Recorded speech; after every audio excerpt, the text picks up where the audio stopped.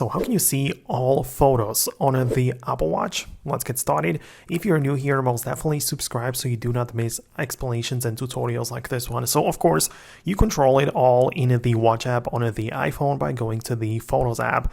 So instead of these photos, settings and whatever, make sure that the syncing is enabled, and of course the albums are very important. So there is a limit, but just make sure that you don't have it set to like 25 photos or 100, because you need to definitely make it go to 500, right? That is the maximum option. If you have more photos than that, you cannot put more, but make sure that you have it set to the maximum, and also that the album synced actually contains all of the photos, right? Because you only sync one album. It's not like you can put every single picture. And if you want to like fill the 500 photos limit, make sure that you select an album in here which contains the maximum amount of photos, right? So you could choose something like the recent, or it depends on your phone or whatever. Just you can create a brand new album specifically for the Apple Watch only and put like 500 photos in there, and they will all be synced to the Apple Watch. So that's how it works.